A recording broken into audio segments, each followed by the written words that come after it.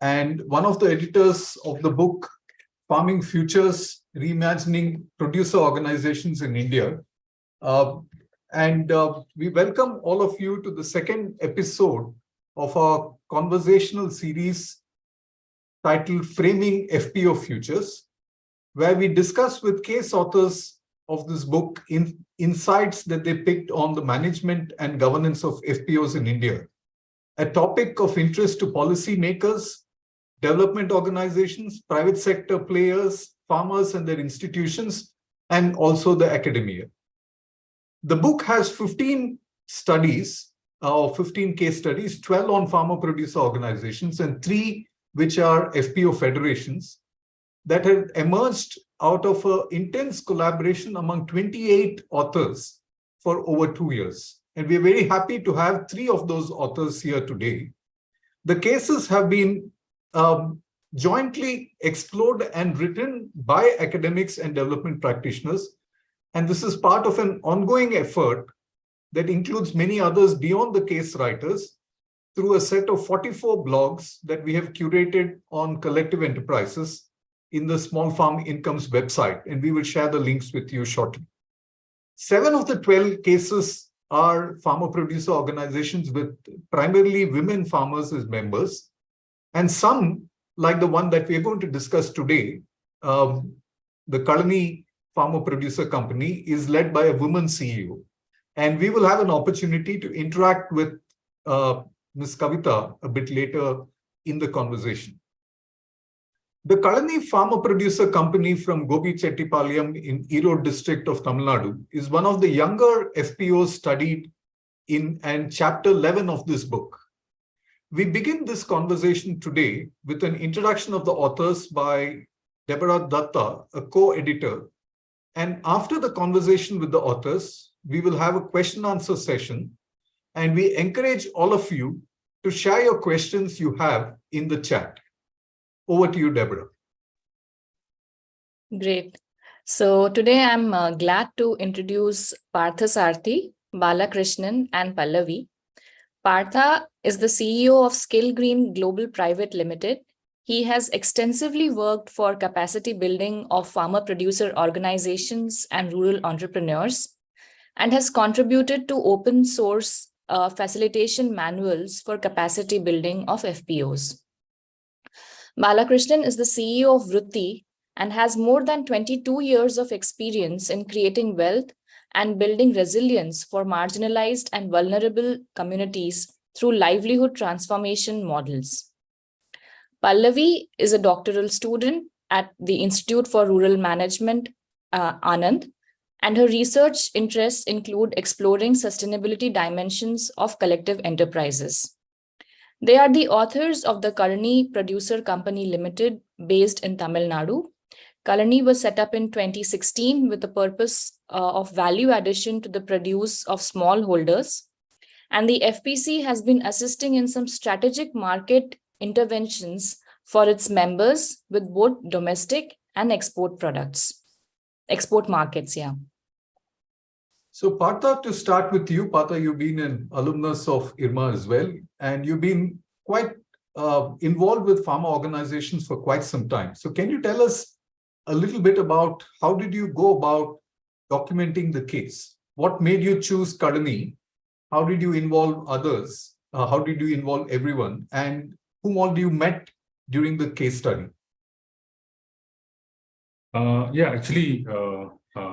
The thing is, I've been working with farmer organizations in my days. And so we were mainly talking of cooperatives, and FPCs were still in initial stages.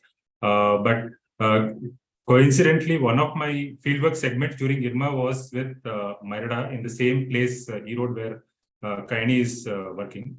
And at that time, during the fieldwork, we interacted with several organic farmers in the area as part of our fieldwork.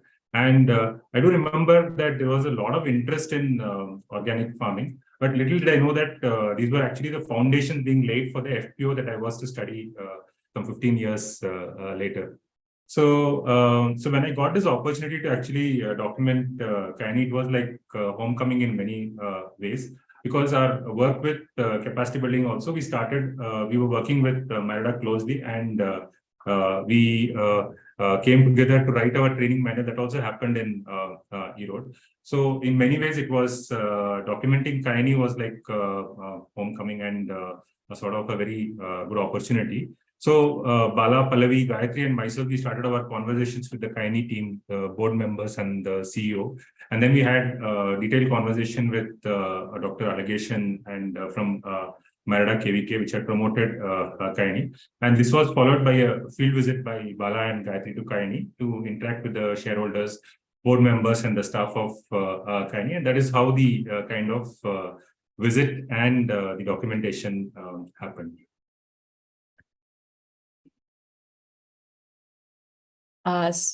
Great.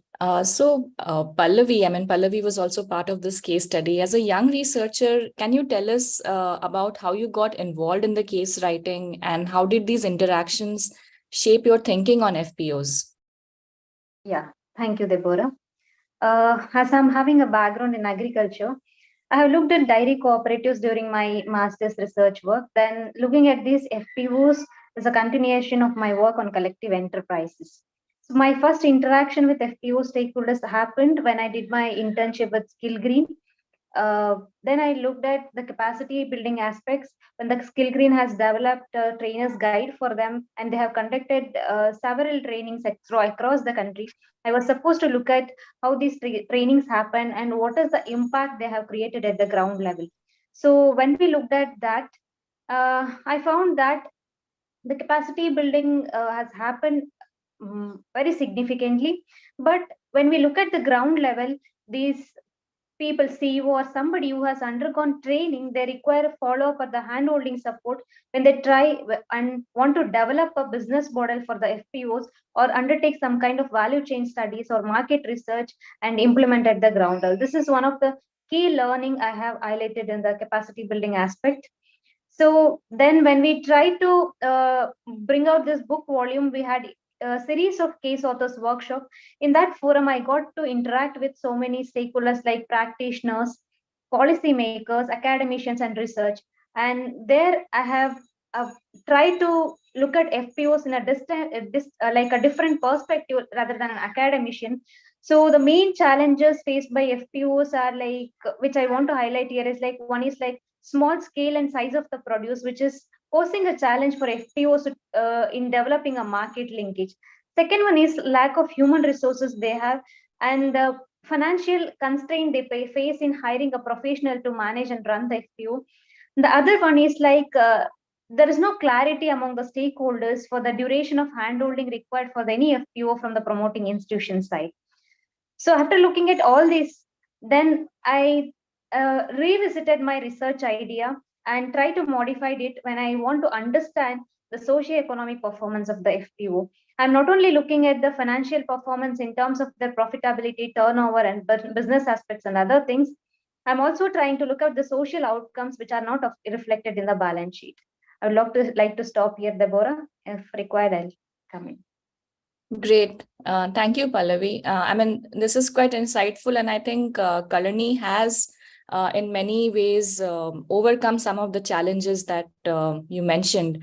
And so, Bala, you have seen many FPOs in South India. Can you tell us briefly for our audience some basic facts about Kazhani? Yeah, thank you, Deborah, and good evening, everyone. I think as Professor was mentioning about in the beginning, this Kazhani Producer Company was formed in the year of 2016, which is promoted by KVK Merida, which all of you know from Tamil Nadu in Gopisettipalayam. That's a place where this FPO has been promoted. I think it has a very good foundation, which when they were beginning, and still that legacy continues for this producer collective, which is basically the community managed resource center was the foundation for the Kazhani evolution in this place, where they started with around 600 shareholders in the year 2016-17. And currently, as I think today also I had interacted with Kavita, who is the CEO of Kazhani Producer Company. They have about 1,194 shareholders, and they have actually mobilized about 21.18 lakhs, which is the capital, paid up capital they have. Their authorized share capital is about 25 lakhs. They're short of around, we can say it's about 3.8 lakhs, which is short of the authorized capital. And they built the initial business also on layering on the CMRC. They started with honey, goat milk, soap, and organic toothpaste. That's how they started. And they had a breakthrough in the initial period, which is when they promoted. They have actually taken a dealership of the insurance, which is the crop insurance, from the agriculture insurance company. And they're not only their members, they also the adjoining the FPOs, which also they've actually mobilized to become taking that insurance. And unfortunately, in that year, the paddy cultivation they started, the many of the farmers who paid the insurance, there was not enough water. Then they have to stop. They could not able to. The production did not take place. But in that process, what happened, then Kazhani actually facilitated the claim procedures for the farmers who has paid the insurance for the crop loss. And they are able to facilitate around 8 million, which is 80 lakhs worth of claim they are able to facilitate. This was a kind of visibility for Kazhani. It was also the success in the initial the period. And there was also, they were doing the collective marketing of rice, but that was a bit of setback for them, but they didn't give up. I think that was the spirit of the board and the staff. They took over, and they actually, again, they went ahead and doing the grocery sales to the members of the producer collective, and also the SHGs, which is the CMRC network. And not only the beyond, they've also tied up with 80 retail outlets, which is in multiple locations. And also they started, it's not only the domestic and the retail business, they also started with the export, but they started with the retails, which is they given to the startup, which is like Vekul in Chennai, through this corporate social responsibility to supply the banana in the midday meal. They started the journey, but after the year it stopped, but they didn't leave it at that level. Again, they were actually doing the export business of banana. I think that's that area also, it is going to get the maybe GI tag for the red banana. That's, I think, in the process of getting it. They started with a turnover of around 34 lakhs, which is in the 2017-18. Then 2019-20, they reached around the 80 lakhs, 7.97 million.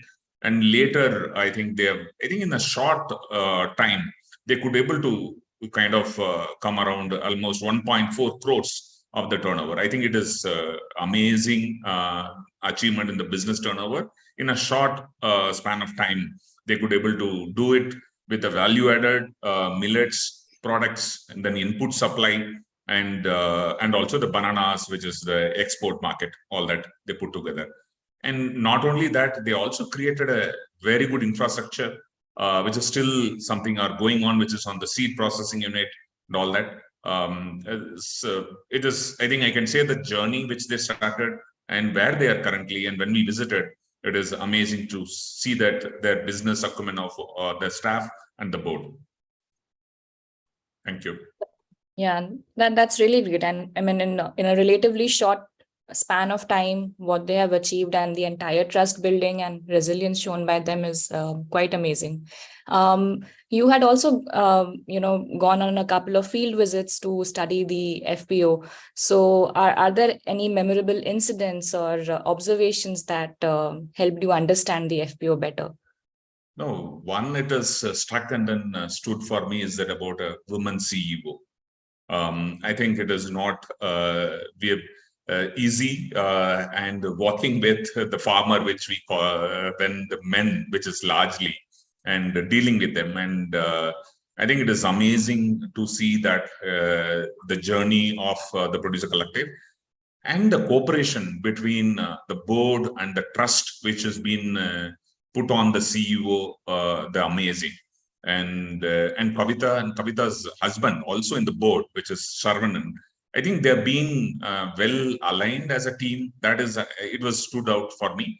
And they also saw something which is in their very unique, I felt, where there is also uniform, like an industry which has been made for the staff who works in the Kazhani retail outlet, which they made uniform for their staff within the company.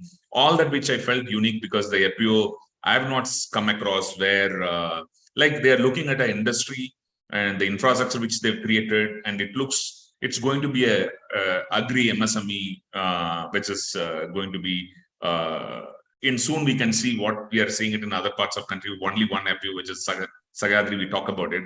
I think you will be able to see it in Kobichetipalayam soon. That's how I visualize them, which they are going at. Thank you.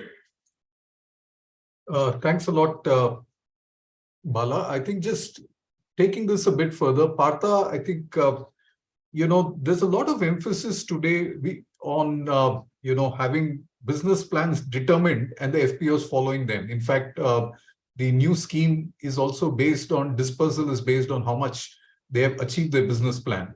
But what we hear from Bala, and maybe you could tell us a little bit more, here's an FPO that's, showing a lot of traits of being an entrepreneurial FPO, almost like a startup, which involved in several kinds of commodities, was a lot in bananas, as you've written in your blog, and got hit by COVID, so they had to rework some of their strategies. Then looking at millets, paddy, crop insurance, etc.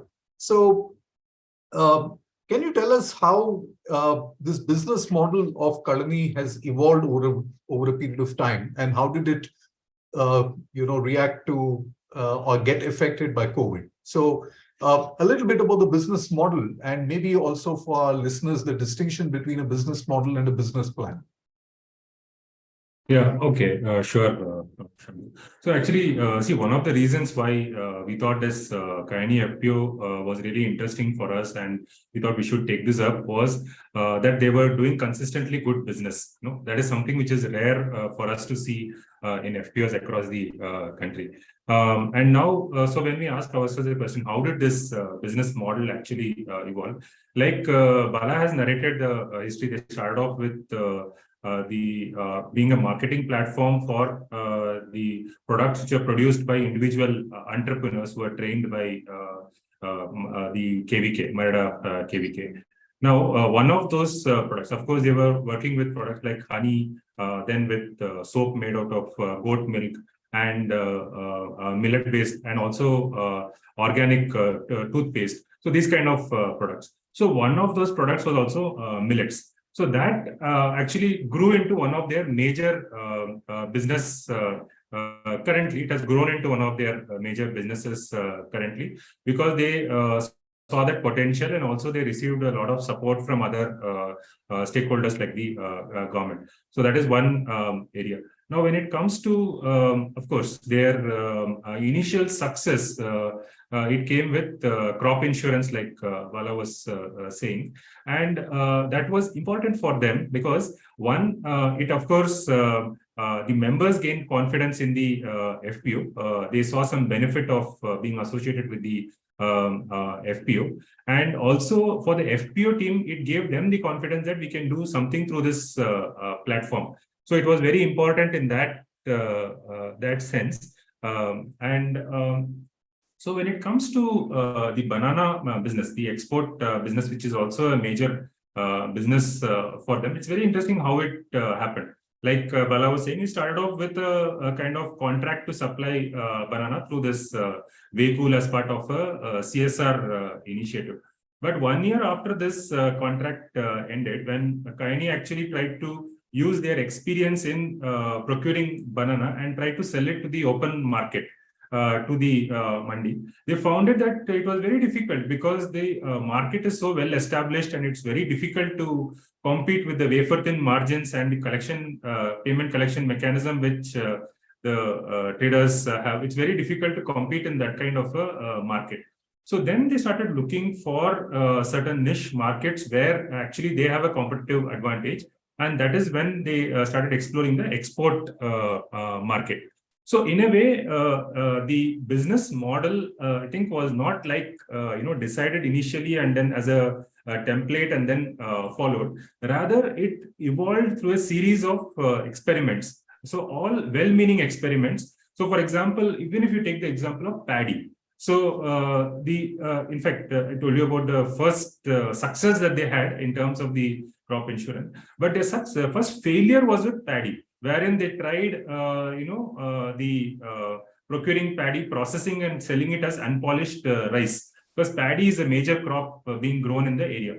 But that didn't work for them. The reason being that the customers who are FPO members and the SHG members, so they purchase from the traders on a credit basis, whereas Kazhani, being an initial FPO, that didn't have the kind of wherewithal to provide this on credit. So their business was essentially cash and carry. So that business didn't actually work out for. So then they changed their strategy to going in for paddy seed, which they are currently working on as their business. And the other thing which they also did, like Pala mentioned, was instead of actually withdrawing from this kind of a business, they went into grocery business, still on a cash and carry model, which worked better. So if you look at the businesses that they have currently, one is their millet business. Second is their export of banana, then of coconut.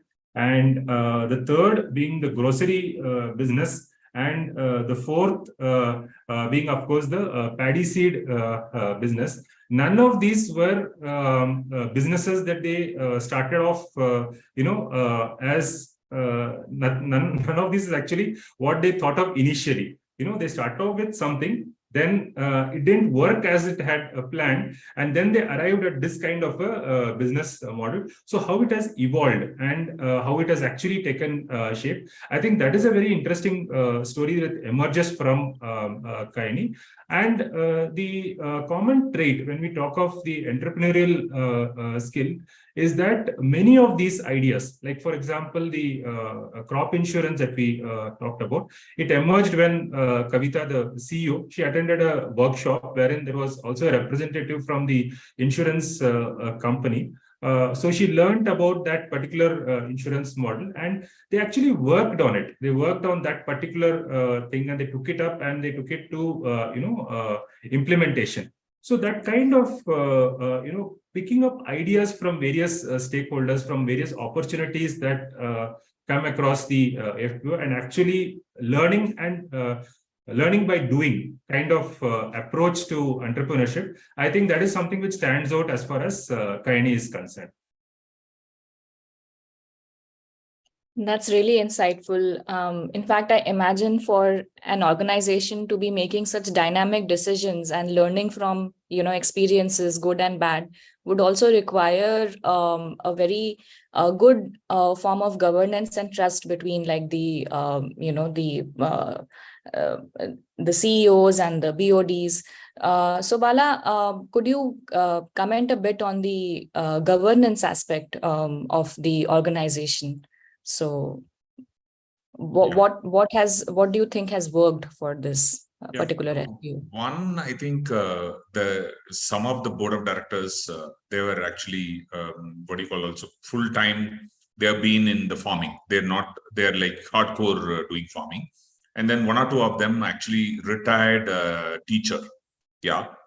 It actually, what you can say that almost some of them, they come daily to the producer collective and looking at it in the day-to-day operation, working with the CEO and supporting them, like in the accounting and the financial management aspects of it, and then buying the products which is required, which is, if it is banana, they will be able to give communication, which village, where we can actually procure it.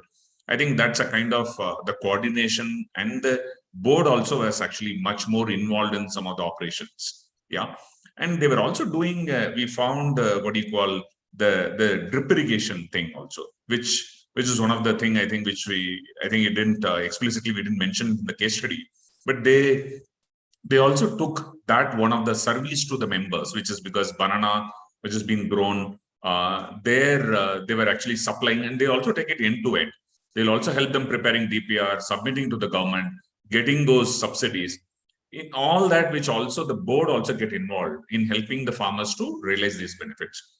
I think the board meeting, which is minimum, I think, as which is only 4, but they do it 12 board meetings every month. They organize the board meetings. That is, they are doing it, and sometimes it is more than that one, because they look at, because the decisions are very dynamic. Because sometimes these orders are coming in for them exports or related to their into, like now in the millets procurement, in not only from their members, because their members doesn't grow the millets, they procure from the neighboring FPOs. And these decisions need to be taken. When I found there is a trust, I think that is really working well between the CEO and the staff and the board, and also very transparent. I think they have also put across, I think 11 staff currently is there, and they are able to maintain the accounting and everything. It's in, I think, very transparent way. They are also into technology. I think many of the FPOs, they didn't do it from the day one, which I found here is about from the day one, they are maintaining all these aspects, which is also helping the board to also have that visibility of what is happening in the organization. And they also have a very good visibility. I think that is also making them, they need to have a lot of transparency. And because the lot of visitors, which is like the managing director of NABARD has visited, and the state, they got many awards and all that. I think it also put them a lot of pressure to maintain, to have that very good governance system in place. Thank you. Yeah, thanks a lot. Yeah, so Partha, I think as we move on further to, we've covered issues of markets, the business plan, a bit on the management and governance. So can you touch a bit on an aspect that you've been quite involved with? So essentially, the government of India is promoting 10,000 FPOs, and there are probably over 20,000 farmer producer companies in operation today. So from the Kazhani case and thinking out, what do you think the promoters of FPOs need to be conscious of while incubating FPOs? And why do you think, in terms of capacity building, why is this so important? And what do you think a promoter should necessarily do and particularly avoid doing in the process of building the capacities of the board and the CEO and the farmers as well to become entrepreneurial over a period of time? Yeah, sure, Shambu. So I think, I'll just kind of respond to this in 3 parts. So the first thing is about, the member mobilization. So while Kazhani was formally registered in 2016, the mobilization, the exposure visits, and the farmer groups and awareness program started at least 3 years before. So that kind of pre-formation work with the FPO is quite important. And in fact, those exposure visits which the Kazhani team did to FPOs which are already working on banana business, it helped to shape their understanding of what the FPO could do. So I think that kind of gradual process of mobilization and of share capital, rather than looking at a kind of targeted oriented manner of rapidly mobilizing shareholders, share capital, and trying to register FPOs in a hurry, and wherein the promoting organizations have to sell really unrealistic dreams to the farmers. I think that is something which we learn from the Kazhani experience of the pre-formation stage and the kind of mobilization. The second thing which is also relevant to mobilization of members is the kind of entry point activities that they did in the first year. For example, their crop insurance work did in the initial stages of the FPO, within the first 1 year of the FPO itself. It actually showed the farmers the benefit of coming together, forming the FPO, which is very important in the initial stages. Some kind of activity which shows the benefit of farmers collectivizing and motivating them to work further with the FPO. So the third aspect of this is, the kind of awareness program and the kind of motivating members. It cannot be just in the initial stages, but that needs to continue across the kind of journey of the FPO. So how do we do that? Through various capacity building programs, and also establishing those communication structures within the FPO, so that the kind of efforts and the decisions taken by the management is effectively communicated to the members, and they feel involved in the activities of the FPO is very important.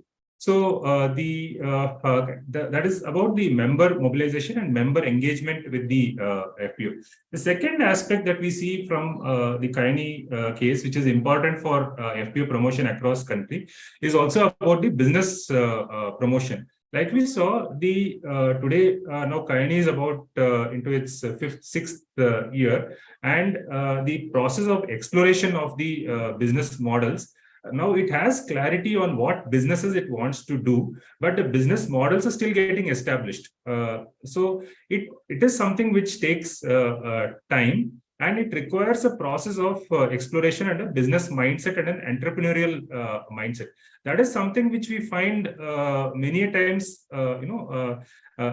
it is required for the FPO promoting institutions to be entrepreneurial and help to develop the business of their FPO. That is a primary role of the CBPO or the resource institution, which requires capacity building in the form of developing those entrepreneurial capabilities and that kind of business expertise which is required for the organization. So that is the second. The third aspect of this is about the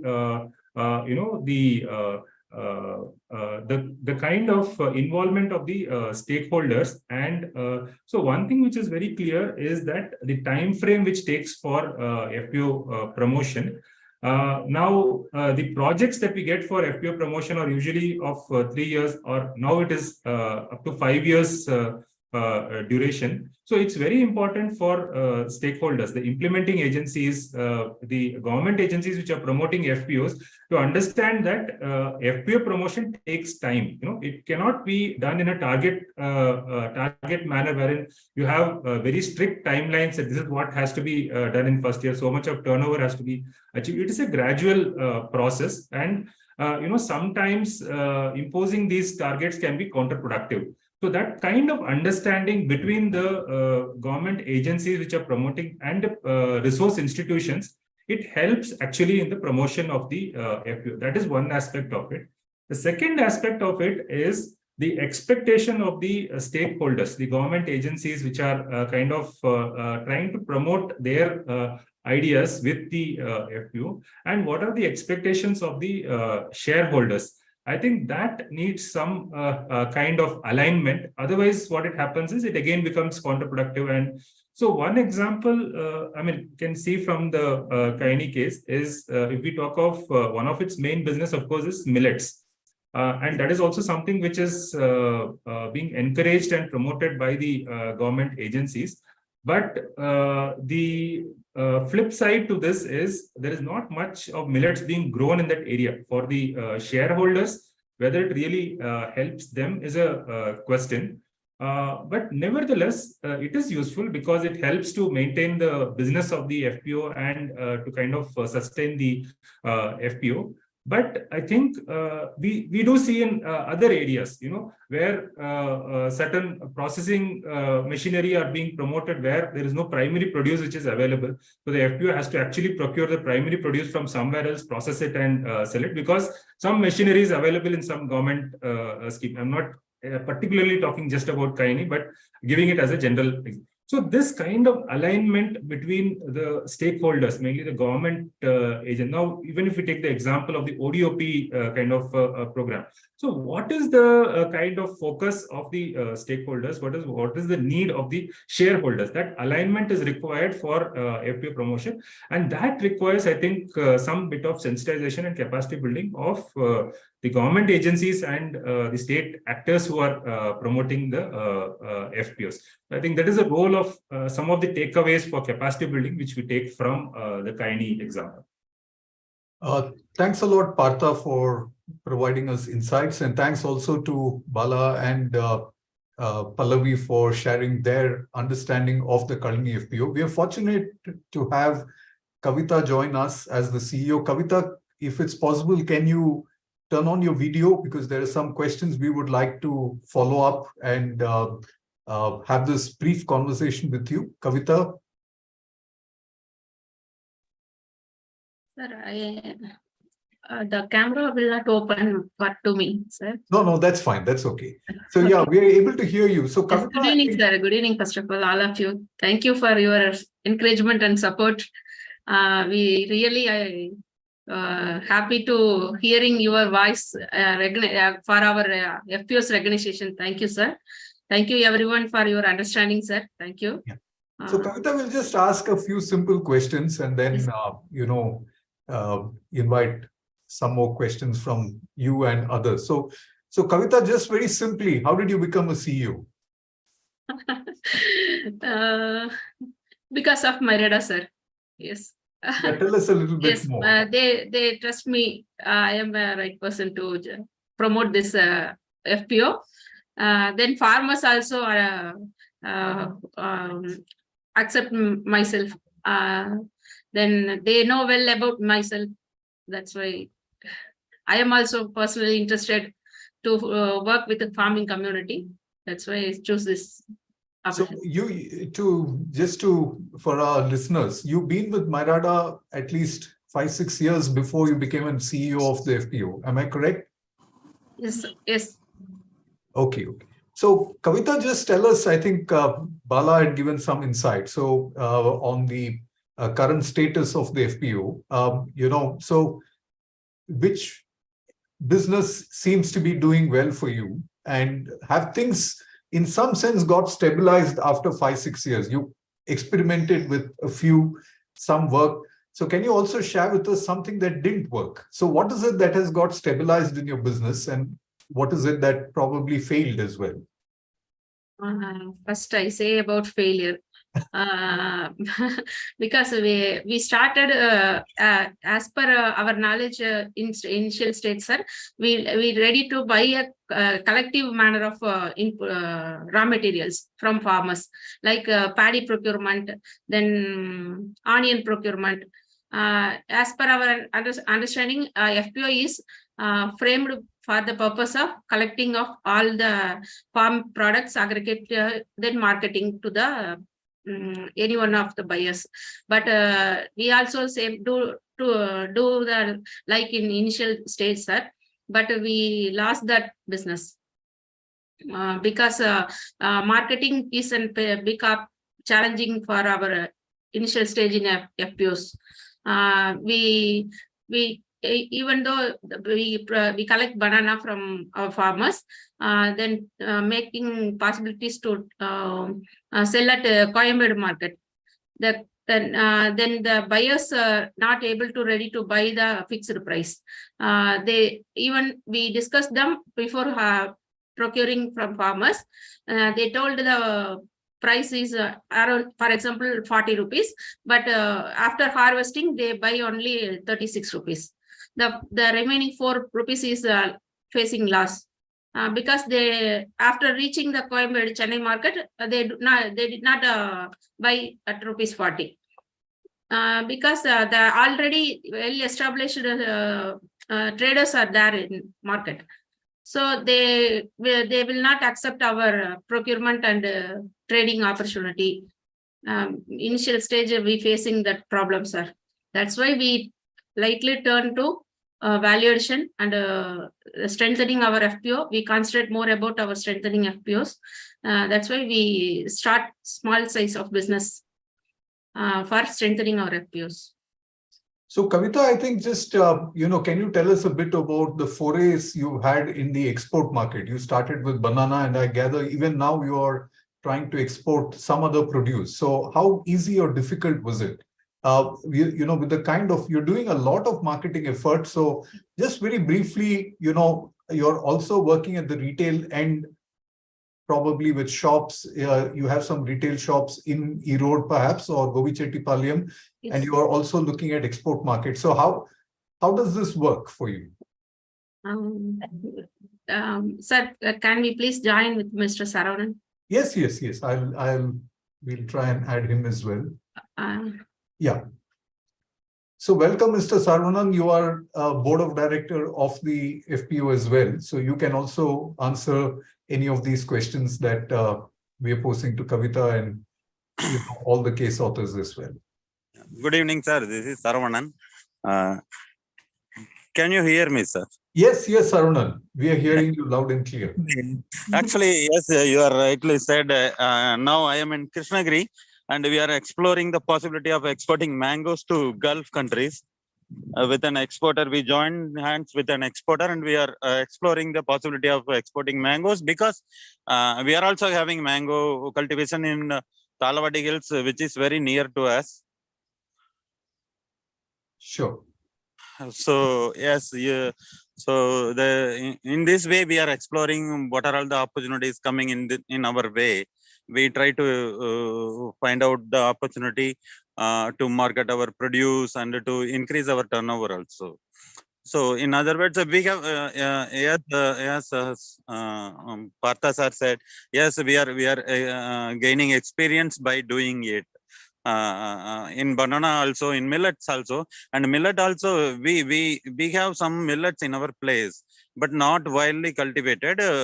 Some pearl millet and finger millet varieties are cultivated in our area, and we have wide paddy cultivation, sir. Around 28,000 acres cultivated in twice in a year. So there is an ideal period of 5 months between the two crops. So people used to cultivate repeatedly in a single monocropping culture, then the soil lost all nutrition and other soil richness. So we are trying to intervene in the ideal period so that the farmer can have an crop rotation and they can also earn additional income from cultivating millets in between two paddy crops. So yes, sir said we are trying to explore the opportunities which are coming on our way, sir. So Saravanan, and Kavita, two follow-up questions. So the first one I think was asked by Jagdish earlier as well. So this is about, how involved are the shareholders in the process of the FPO business? So essentially, if I might just extend Jagdish's question, so part of this is the challenge that, any FPO face. You can't procure all the produce of the farmers.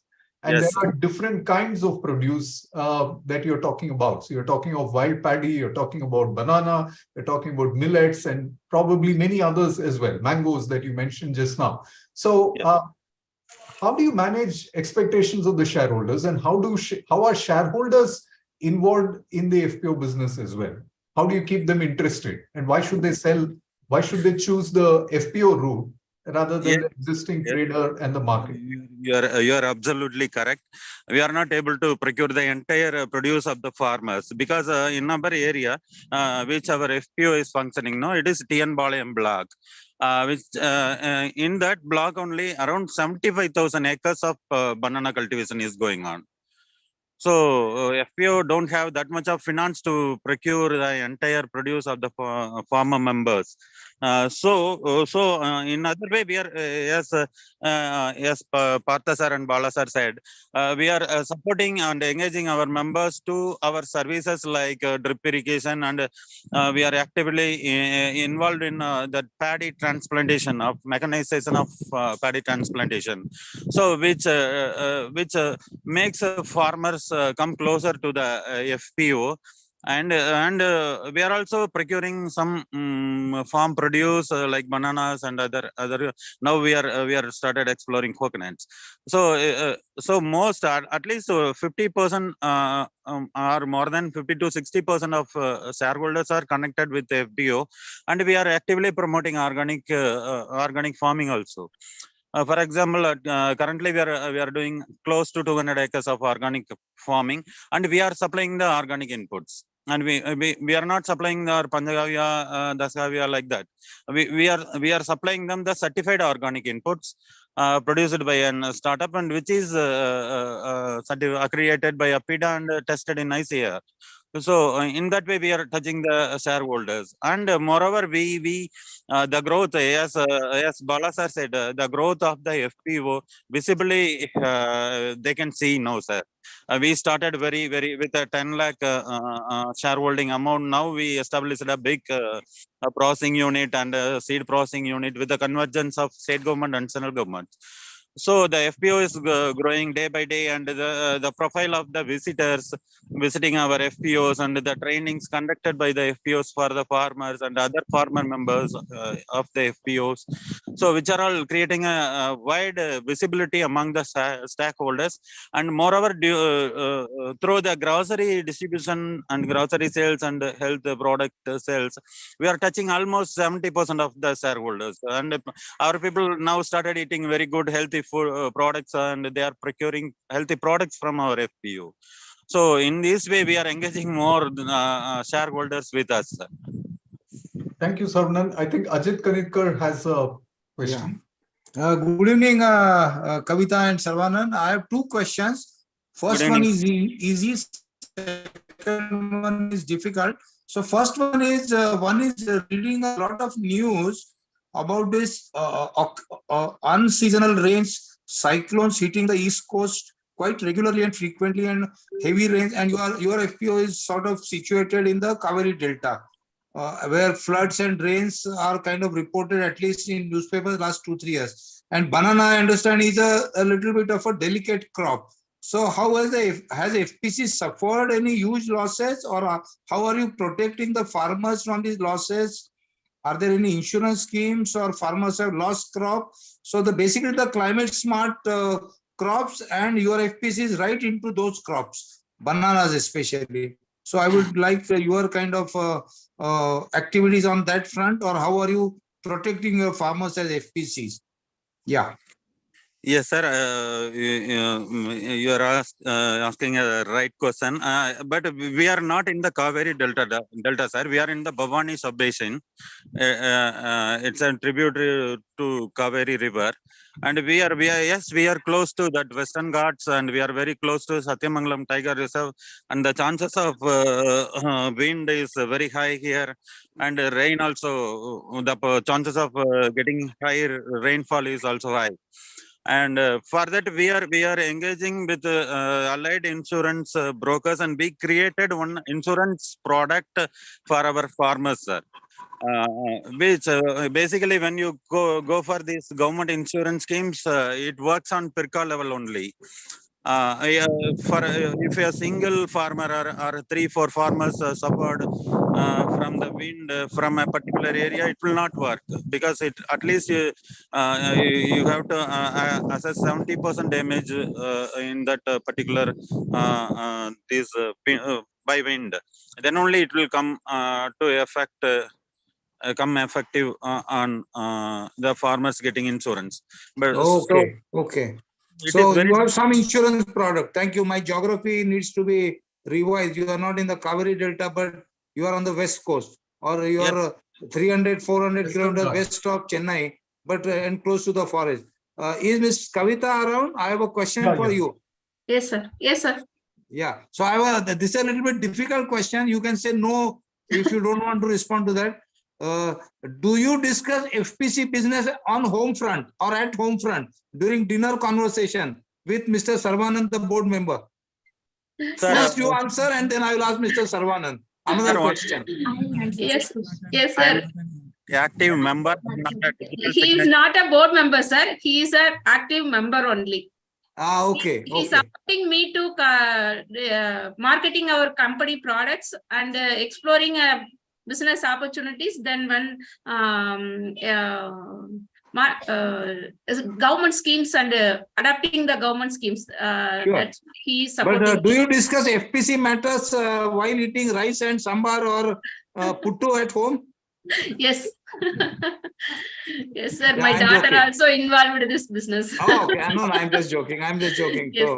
So Kavita, just to follow up on the business itself. So I mean, so as we've discussed earlier, so very few FPOs find it difficult to reach this 1 crore turnover. I think some, especially with the kind of membership you have, You're not talking of 5,000 members or so. And, so you've kind of reached probably about 1.4 crores is what I heard. Yes. How do you see, the FPO moving in the next couple of years? One, possibly from, metrics that are visible, like say turnover, profitability, etc. Or even for the listeners, have you been profitable all these years? How, and what other things that you see the FPO likely to be doing for its members in the next year or two? Sir, initially we built a trust to our members that will help us to promote grocery business between members and our village peoples also ready to buy our product. We consume one strategy, sir, because then FPO can promote for the purpose of marketing our farmer members products. Then we reversely work. We try to provide not available products to the village, even though millets is not available in our area. Then traditional rice varieties also not available in our area. So we try to educate our members and as well our village peoples to eat a good food for health, to encourage their goodness. So they try right time to and because of COVID also help us to promote our business. So we reached that 1.5 crore is that grocery product is our major product. That's why we reached it, sir. And what do you see in the next 1 year? Do you have targets? How do you plan for this? Next year, this financial year, we targeted as 5 crores, sir. 5 crores. So yes. It's almost 3 times what you'll be doing right now. Yes, that's why we starting stage we jump into export business. Whatever it is, mango or coconut or banana, whichever it's in our pipeline, we ready to do that. The 2 of our member directors are ready to work on that progress. Are banks a little more favorable to you now as a growing business? What has been your experience with banks? Are they coming forward to lend you money for working capital for other activities? No, sir. Initially, they will not accept our working capital financial support, sir. But in our area, SBI is State Bank of India. One agri staff is ready to support us, and they understand our business opportunities. Then now bankers are really very close to friend, really work with us. Then NABARD also explain about us to the bankers, and their guide to give the financial support, sir. Now, State Bank of India and NABARD. Very nice to know. Very nice to know. Thank you. Sir, one more additional information, and we are the first FPO to got working capital support from State Bank of India in Tamil Nadu. We are the first FPO. And after that, lot of FPOs got sanctioned from SBI, and we are the first FPO. And NABARD also helped a lot to get this working capital from them, and now NAPKISAN also coming to us, sir.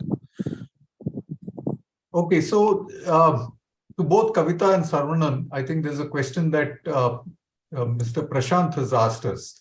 So he says many FPOs are in the incubation stage, and BODs of many FPOs are not taking ownership and responsibility. Kazhani seems to be an example. So I think exception, to many of the FPOs that have been promoted.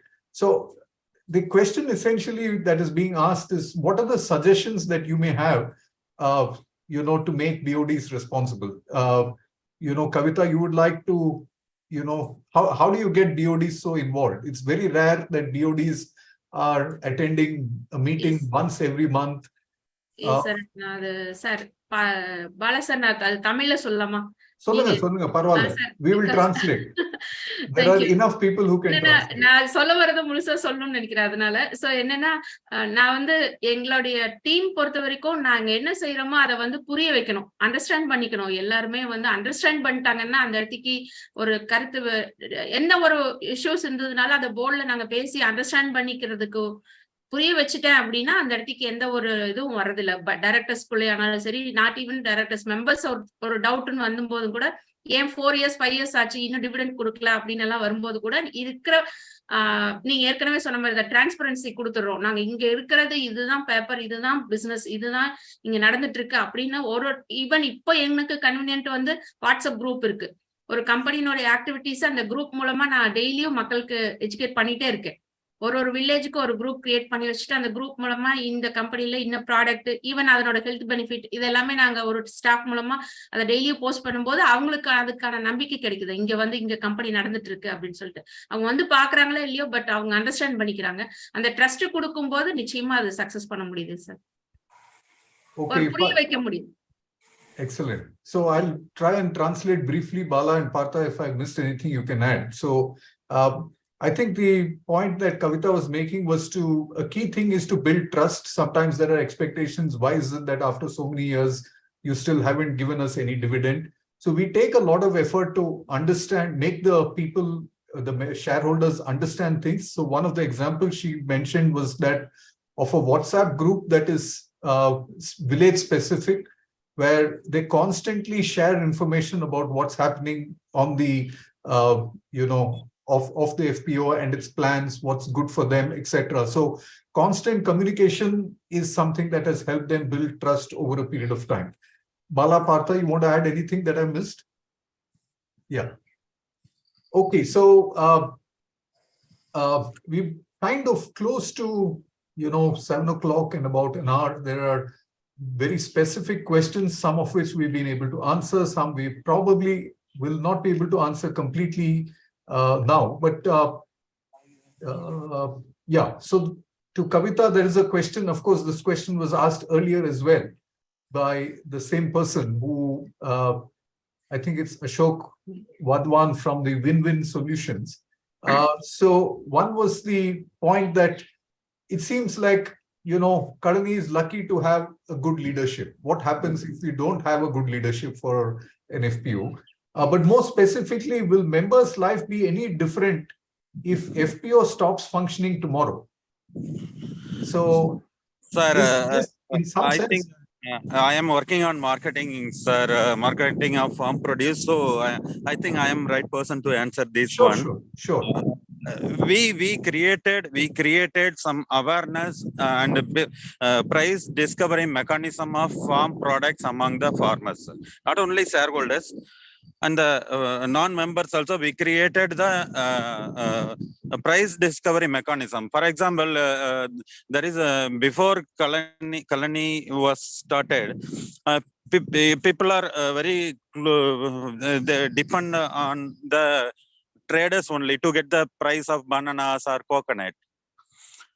Now we are distributing the market price of various commodities through WhatsApp groups and through some of our procurements.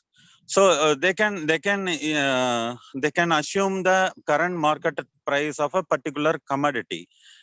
So we created that awareness among our farmer members.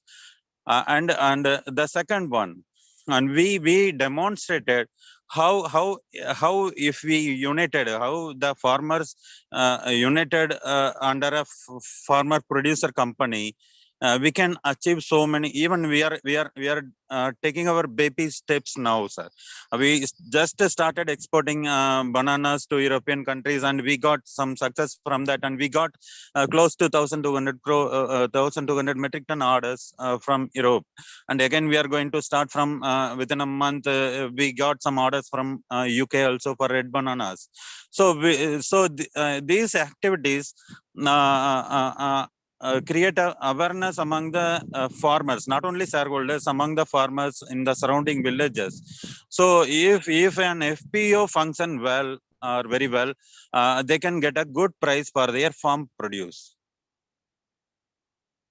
Okay, thank you very much, Sarvanand. I think there are many other questions as well, some directly related to dairy, which we shall take up separately. So I think we've had a very engaging discussion, and which was made enriching by the presence of both Kavita and Sarvanand.